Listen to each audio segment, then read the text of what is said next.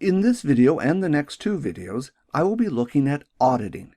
Auditing allows you to track Active Directory and file access in your organization. In this video, I will look at the concepts behind auditing, how it works, and what you need to know to start using it. In the next video, I will look at how to configure auditing to track changes in Active Directory.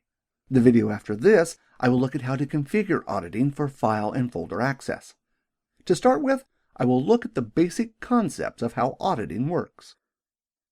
Let's consider an object in Windows. This could be a file or folder, user or computer account, or any other object that exists in Windows. In order to protect the object from unauthorized access, you require permissions. These are often referred to as Access Control List or ACL.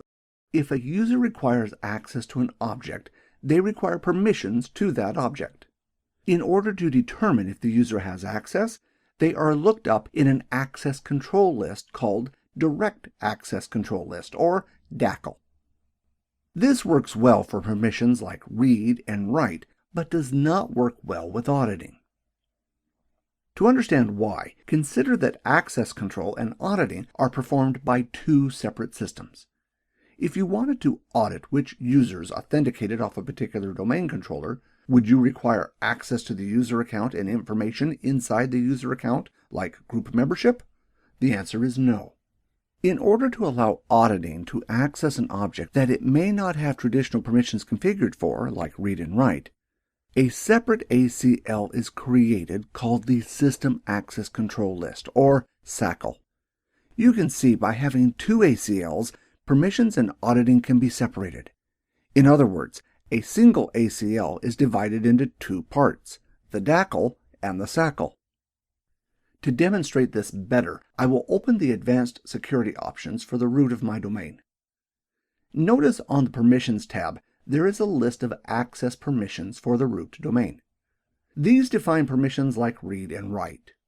On the Audit tab, this defines audit entries. Unlike permissions, these define actions like success and fail. This is another reason why you want them separated.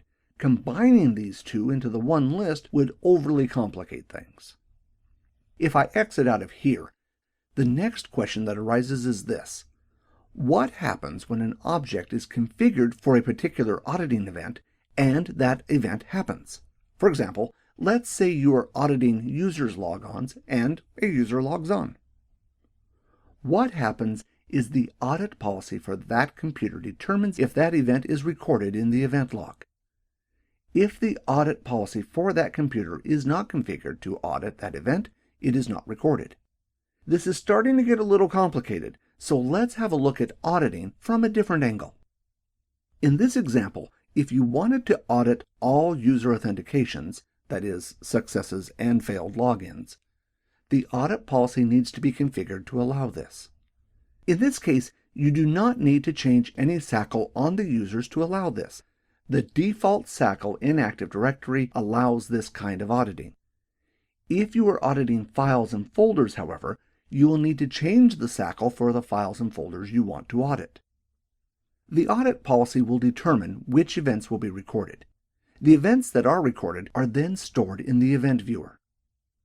You can see that logging events, both success and failure, are being recorded in the event viewer since the audit policy has been configured to record them.